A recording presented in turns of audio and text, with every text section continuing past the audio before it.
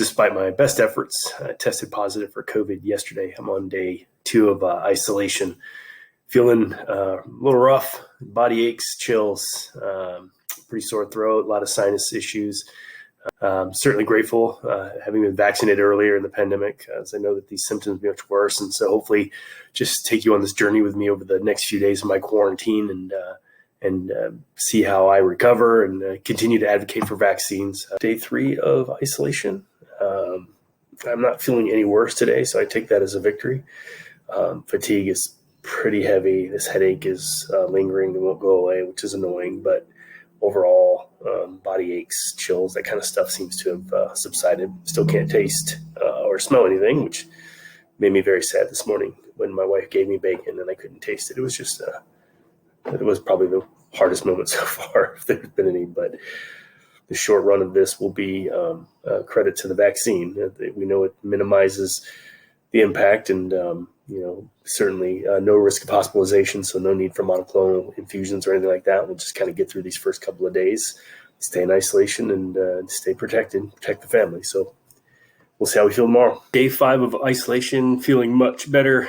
Even got myself shaving a haircut, which felt really good. So I think most of my symptoms have resolved at this point. Still have the fatigue, a little shortness of breath, but I was able to walk outside again today and get some fresh air and do my lung exercises, as my wife reminds me every day. Made it through day 6 of quarantine. Still a little bit of lingering shortness of breath. Reminds me a lot of being at altitude. If you've ever been at high altitude and you find yourself catching your breath when that little in your breath, that's what it feels like. So do that a lot.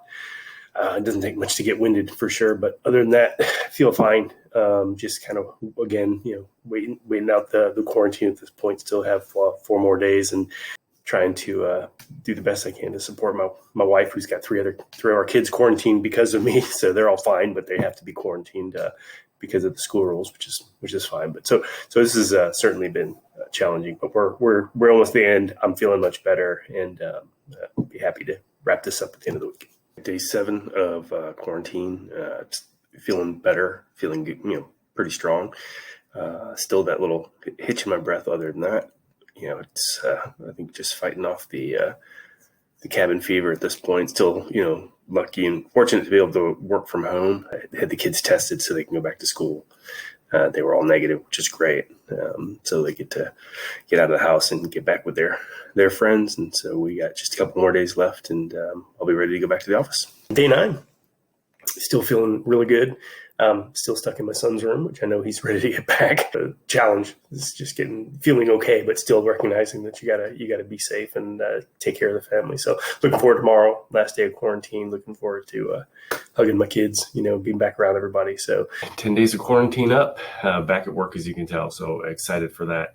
I would just say, looking back over the last couple of weeks, obviously COVID was not something I wanted to get. We did our best to avoid it, but eventually did, even though we were vaccinated, but we all know it's not 100%, but certainly helps reduce the impact when you do. I had a couple of rough days in the beginning, started feeling better by day 4 or 5, and then spending my time on quarantine, just sort of recovering, get my energy and my strength back. So continue to encourage vaccines, regardless of our improved status, case counts coming down, admissions coming down. It's still out there and in the community. And let's say if you want to, not have your life completely disrupted, go get the vaccine if you haven't done it yet. It'll be worth it should you get COVID.